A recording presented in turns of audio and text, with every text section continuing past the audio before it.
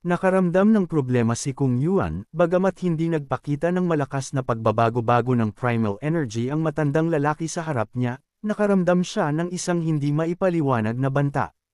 Natigilan ang mga kalapit na cultivator, sino ba talaga ang matandang ginoong ito? Kaya niyang makipagkumpetensya kay Kung Yuan.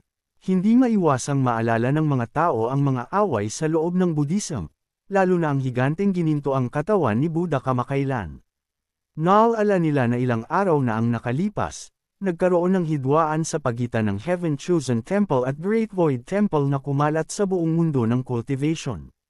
Nagpadala ang Great Void Temple ng mga tao upang parusahan ang Heaven Chosen Temple, at pagkatapos sa ilang hindi malamang dahilan, namatay ang 4 na Divine Monks at nawala ang Heaven Chosen Temple, na nag-iwan sa lahat na nagtataka.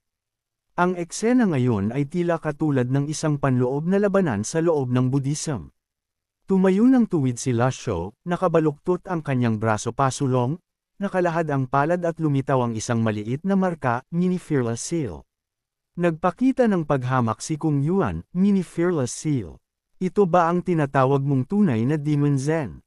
Bago pa siya makatapos magsalita, mabilis na lumaki ang marka ng palad, nagiging isang ilang metrong taas na Mini Fearless Seal, na pagkatapos ay agad na naging isang malaking Fearless Seal, at ito ay isang itim na malaking Fearless Seal. Bumulalas ang mga cultivator, ito ay isang cultivator. Kailan nagkaroon ng Buddhism ng isang dual Zen cultivator?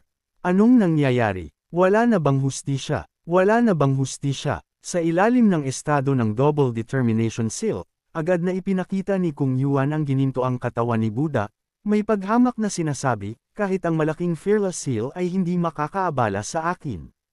Ngunit hindi pa siya natatapos magsalita nang lalong lumaki ang malaking Fearless Seal, na ginagawang parang isang maliit na pendant ang gininto ang katawan ni Buddha, na tila walang halaga. Hawak sa palad ng isang mas malaking itim na marka ng palad, sa isang malakas na, bang, tumahimik ang buong mundo. Walang oras si Kung Yuan na makapag-react at agad na naging abo at nawala.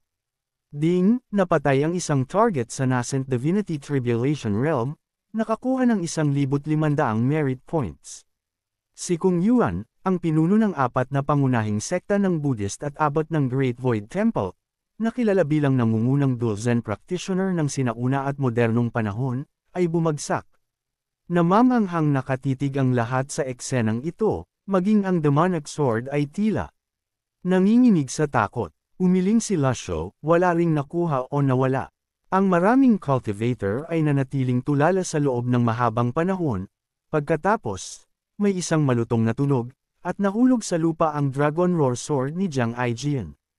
Nagmadali niyang pinulot ang kanyang minamahal na Dragon Roar Sword, niyakap ito, at pinunasan ito ng kanyang manggas.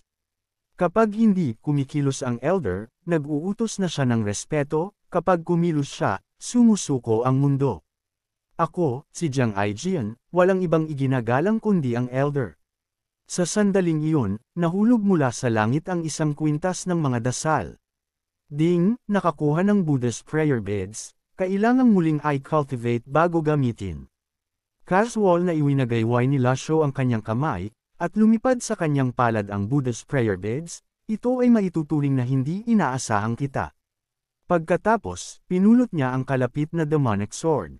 Sa sandaling mahawakan niya ito, nagpadala ang espada ng nakakatakot na lamig at bahagyang ng inig, na tila sinusubukang kumawala sa kanyang kontrol. Tunay nga, hindi ito ordinaryong bagay.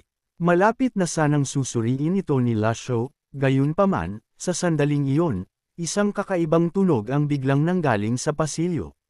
Tumingin sana si Lasho sa direksyon ng pasilyo kung saan nanggaling ang ingay, nang nahihiyang sumilip si Jiang Aijian sa kanyang tabi. Elder, sinulyapan siya ni Lasho, gusto mo. Nahihiyang napakamot ng ulo si Jiang Aijian, ang enerhiya ng mga inskripsyon ang siyang asensya ng demonic sword. Kung wala ang mga inskripsyon, ang espada ay parang isang katawang walang kaluluwa, hindi kaakit-akit. Tanging ang mga collector na tulad ko ang nagmamalasakit sa mga ganoong bagay. Pagkatapos mag-isip ng ilang sandali, ibinato ni Lasho sa kanya ang demonic sword. Sinalo ni Jiang Aijian ang demonic sword, labis na natuwa, salamat, elder. Handa akong maglingkod sa iyo ng masigasig sa loob ng isa pang 10 taon. Sa sandaling iyon, lumakas ang langit-ngit na tunog.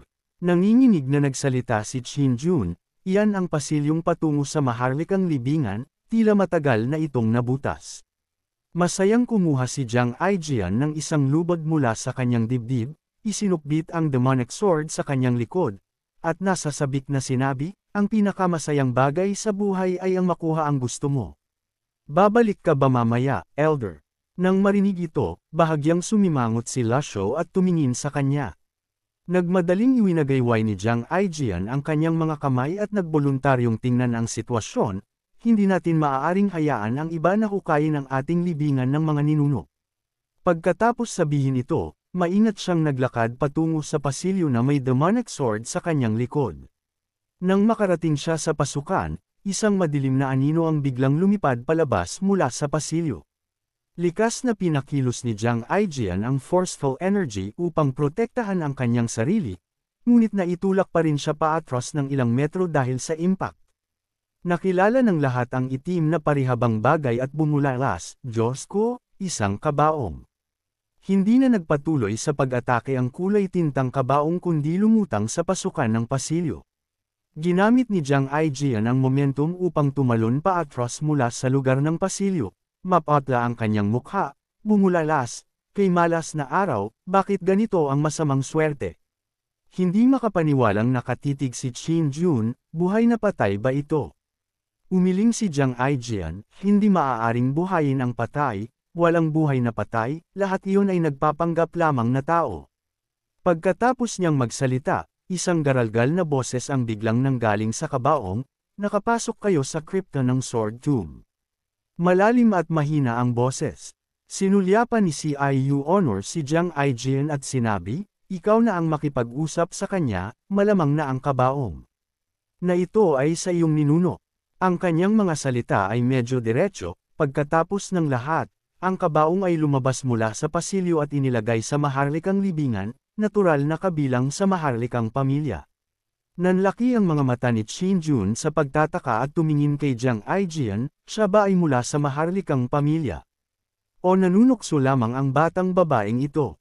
Napakamot ng ulo si Jiang Aijian at kinausap ang kabaong, ako si Jiang Aijian, maaari ko bang itanong kung paano po kayo tinatawag, mahal na nakatatanda? Isang malalim na boses ang nanggaling sa kabaong, binata. Tiningnan ni Jiang Aijian ang kanyang sarili, anong masama sa pagiging bata? Malakas at gwapo. Patuloy ang boses mula sa kabaong, sa ilalim ng langit, isang tao lamang ang makakasira sa demonic sword, hayaan siyang lumabas. Tunay ngang matalino ang kabaong. Sinulyapan ni Jiang Aijian si Lasho sa malapit, hindi nakapagtataka, itinatago ng elder ang kanyang pagbabago-bago ng enerhiya, na lumilitaw na napakahina at hindi napapansin, kaya't hindi napansin ng kabaong. Sa sandaling iyon, nagsalita sa wakas si Lasho. Nang magsalita siya, nagulat ang lahat. Ikaw ba iyon? Magkakilala sila. Pagkatapos ng ilang sandali ng katahimikan, muling nagsalita ang kabaong, tunay nga, ikaw ito. Dahan-daang hinimas ni Lasho ang kanyang balbas, na nagsasabi ng walang pakialam, akala ko matagal ka ng patay, hindi ko inaasahan na nagtatago ka rito. Naglabas ng kakaibang tawa ang kabaong, matandang kaibigan, mamamatay ang lahat, maaga lang akong pumunta rito para maghintay ng kamatayan. Tumango si Lasho, natatakot ako na hindi iyon ang kaso. Ang demonic sword, ang 7 absolute array, ang mga inscription. Sa tingin mo ba talaga makakahanap ka ng paraan para pahabain ang iyong buhay? Buhay. Nakuha ng karamihan ng susing salitang ito, hindi man lamang nangangahas na huminga ng malakas. Mula pa noong sinaunang panahon, hinanap ng bawat cultivator sa rurok ang katotohanan ng buhay, kung paano masisira ang mga sukdulang limitasyon, kahit na naghahanap ng immortalidad. Masyadong high-end ang isyong ito, tanging ang mga nangungunang figure ang may karapatang magsaliksik at magtalakay nito. Pagkatapos ay nagtanong ang kabaong, hindi ba't pareho ka rin? Bahagyang gumalaw ang puso ni Lasho, ngunit nanatiling kalmado ang kanyang ekspresyon, matagal ko nang nakita ang buhay at kamatayan. Isang garalgal na boses ng pagdududa ang nanggaling sa kabaong, kung isa sa alang-alang ang oras, dapat ay malapit na rin ang iyong buhay, binabantayan mo pa rin ba ang Evil Sky Pavilion? Sa mga salitang ito, ang maraming cultivator na nanunood sa eksena ay natakot hanggang sa kanilang mga utak. Kung hindi nila ito maintindihan, sila ay tunay na mga mangmang. Ang matandang lalaking ito sa harap nila ay ang nagtatag na master ng Evil Sky Pavilion, ang kilalang G. Old Devil na nang ibabaw sa mundo. Siya si G. Old Devil. Ang mga cultivator ay mental na nagulat, nakakaramdam ng pagkasira, gustong umiyak ngunit hindi makaiyak. Nakaligtas sila sa pangkat ng espada, tiniis ang hindi matitiis na takot, nakatakas sila mula kay Monk Kong Yuan, ang demonyong espada, at ngayon ay lumitaw ang isa pang nakakatakot na demonyo na labis nilang kinatatakutan. Kailangan nilang tumakbo para sa kanilang buhay. Hindi nag-alala si Lasho sa mga maliliit na sektang cultivator na ito, walang sama ng loob sa kanila, pinapayagan silang umalis kung kailan nila gusto. Tumingin siya sa kabaong at sinabi, Gang Yuando, bagamat mas matanda ako sa iyo, tiyak na mas mahaba ang aking buhay. Nang marinig ito, naglabas ng nag-aatubiling tawa si Gang Yuando sa kabaong, marahil. Sa buhay na ito, gusto kong magkaroon ng huling labanan kay Brother G, ngunit sayang, walang pinapalampas na sinuman ang panahon. Unti-unti nang bumabalik sa cosmos ang aking cultivation. Ako ay hindi lamang inaasahan na makikita ko si Brother J dito. Muling nagtanong si Lasho, ikaw ba ang nagtayo ng 7 Absolute Array at ang Demonic Sword? Umiling si Gang Yuando, hindi ko naiintindihan ang mga array, na nagpapahiwatig na tunay nga, ang demonyong espada at ang mga inskripsyon ay kanyang gawa. Napakaraming taon na ang lumipas, may nakuha ka bang mga pananaw habang nasa kabaong na ito? Bumantong hininga ng malalim si Gang Yuando, tunay ngang umunlad ang aking swordsmanship, ngunit limitado ang aking cultivation, hindi maipakita. Natatakot ako na hindi ko na maitutuloy ang pakikipaglaban sa iyo. Ang parisukat na mukha na komentarista, bagamat nanginginig sa takot, ay hindi nakasulat na tumakas dahil sa mga pangangailangan ng plot. Sa pagbabalik tanaw sa nakaraan, pareho silang kahangahangang mga figure. Gaano kagusto ni Gang Yuando na talunin si Lasho, marahil siya lamang ang nakakaalam. Upang agawin ang mga kayamanan ng Evil Sky Pavilion. Ang ideya ng pagpatay sa numero 1 demonyo sa mundo ay hindi mabilang, biro ni Gang Yuando mula sa loob ng kabaong, nagtataka ako, ano ang ginagawa ng Pavilion Lord ng makapangyarihang Evil Sky Pavilion sa Sword Tomb? Para ba ito sa aking demonyong espada? Mas marami kang kayamanan sa iyong pag-aari kaysa sa akin. Sumagot si Lasho, mayroon akong pag-aari sa pundasyon ng libingan ng Eternal Emperor. Si G kapatid ay kasing kuripot pa rin. Ito ba ang tinutukoy mo? Sa sandaling matapos magsalita si Gang Yuando, sa isang snap, ang takip ng kabaong ay bumaliktad ng 360 degrees pataas. Isang aklat ang lumipad palabas mula sa kabaong, at ang takip ay bumalik sa lugar, perpektong muling tinatakan ito. Tanging ang isang tunay na master ang maaaring magmanipula ng takip ng kabaong ng napakatumpak. Si Lasho, na mabilis mag-react, ay sinalo ang aklat, na malamig sa paghawak at nakakakilabot. Ang pabalat ng aklat ay maingat na nakabalot, na nagtatampok ng mga kulay na exclusive sa hari at mga pattern ng dragon. Ding, nakuha ang mas mababang fragment ng scroll ng heavenly writing. Nang marinig ang abiso, labis na nasiyahan si Lasho at Caswall na itinapon ang aklat kay CIU Honor sa tabi niya. Sinalo ito ni CIU Honor at nagbuklat ng may pag-usisa, ngunit pagkatapos ng ilang sandali, hindi niya ito maintindihan at agad na nawala ng interes. Lumapit si Jiang Aijian na gustong sumilip, ngunit tinanggihan siya ni CIU Honor ng isang matalim na scram. Sa sandaling ito, muling umalangaw-ngaw ang boses ni Gang Yuando, sa pundasyon ng libingan ng Eternal Emperor, ang bagay na ito lamang ang sulit tingnan, ang iba ay mga palamuti lamang.